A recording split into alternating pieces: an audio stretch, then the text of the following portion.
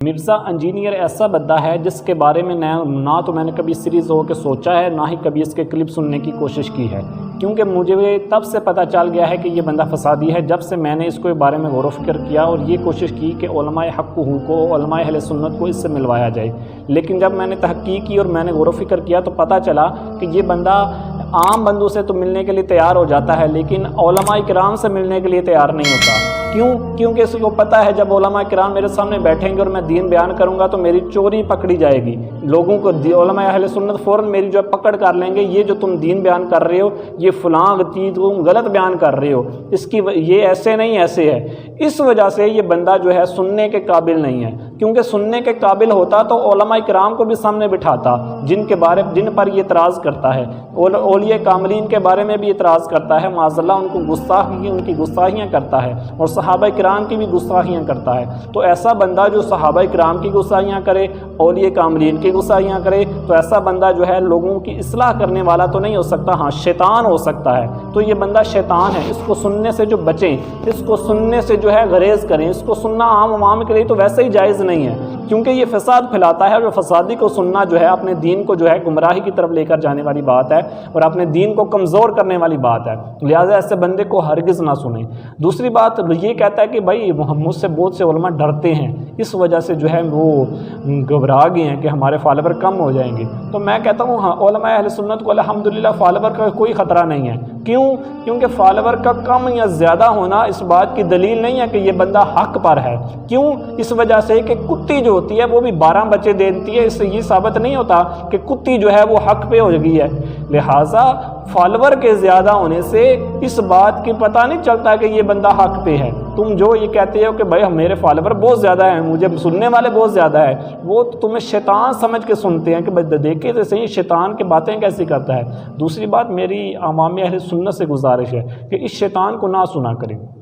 میں نے کبھی اس کی کلپ جو ہے کبھی ایسے ایک اچانک کہیں ایک دو کلپ 2 سیکنڈ 10-20 سیکنڈ کا آ جائے تو سن لیتا ہوں، ویسے اس کے کلپ میں نے کبھی شوق سے سنے نہیں ہیں۔ وجہ کیا نہ سننے کی؟ کیونکہ میں نے کبھی اس کو سیریز لیا ہی نہیں ہے، اور لینے کی وجہ کیا ہے کہ یہ یار سامنے نہیں آتا۔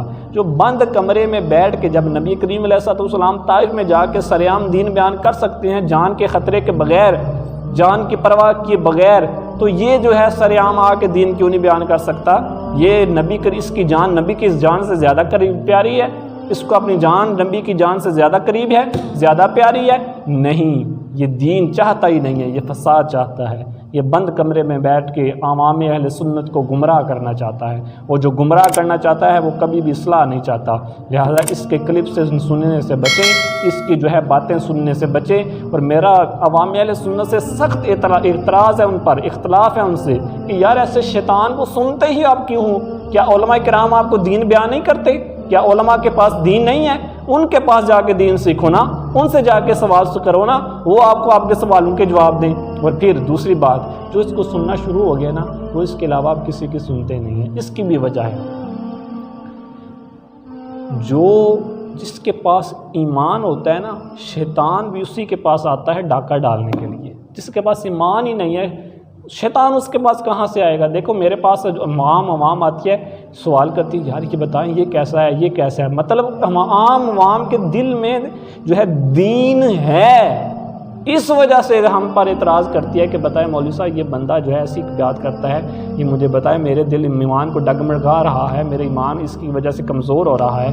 مطلب ان کے پاس ایمان ہے لیکن اس کے جو فالوور ہیں وہ پرسکون ہیں، وہ کہتے ہیں نہیں بھائی جو اس نے کہہ دیا سو کہہ دیا، اس کے آگے کچھ نہیں ہے، وہ پرسکون ہے، ان کو کسی چیز کی فکر ہے ہی نہیں، وہ کہتے ہیں بس یہ اس کے پر پکڑ لو وہ جنت میں چلے جاؤ گے۔ وجہ کیا ہے؟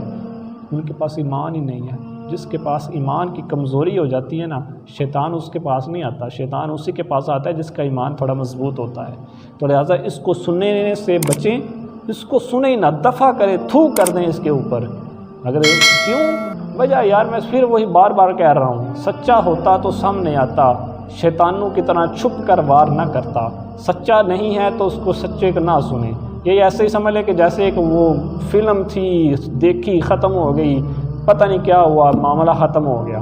یہ بھی ایک ڈرامہ ہے، دجال ہے، انشاءاللہ ان قریب اس کا بھی فتنہ ختم ہو گا۔ اس سے بڑے بڑے فتنے آئے لوگوں کو گمراہ کرنے کے لیے۔ مرزا قادیانی بھی آیا لوگوں کو گمراہ کرنے کے لیے، نبوت کا دعویٰ یار اس نے کر دیا، اس نے تو کبھی کیا نہیں ہے، یہ تو شاید آگے جا کے کرے گا، نبوت کا دعویٰ اس نے کر دیا تو لوگ اس وقت پریشان تھے، یار نبی آ گیا ہے، اس کے پاس بھی قرآن تھا، اس کے پاس بھی حدیثیں تھی، دلیلیں تھی، سب کچھ تھا۔ لیکن جب آیا نا پیر مہر علی شاہ صاحب رحمۃ اللہ تعالیٰ علیہ کے سامنے تو بھاگ گیا، اسے پتہ چل گیا کہ جاء الحق وزہق الباطل، حق آ گیا اور باطل جو ہے وہ بھاگ گیا۔ اسی طرح یہ شیطان جو ہے اس کو پتہ ہے میرا ابا جو ہے مرزا قادیانی وہ پیر مہر علی شاہ صاحب کے سامنے کھڑا ہونے سے بھاگ گیا تھا، اس وجہ سے یہ علماء اہل سنت کے سامنے کھڑا ہی نہیں ہوتا ہے، اس کو پتہ ہے اس وقت مجھے بھی بھاگنا پڑے گا، لہٰذا میں کھڑا ہوتا ہی نہیں ہوں، میں بند کمرے میں بیٹھ کے ہی لوگوں کو گمراہ کروں گا۔ لہٰذا ایسے گمراہ کی باتیں نہ سنیں، اس سے اپنے ایمان کو بچائیں، اس سے اپنے دین کو بچائیں۔ اللہ تعالی ہمیں اپنے ایمان کو محفوظ رکھنے اور اسے مضبوط کرنے کی توفیق عطا فرمائے۔ آمین بجاہ نبی الامین صلی اللہ تعالی علیہ وآلہ وسلم۔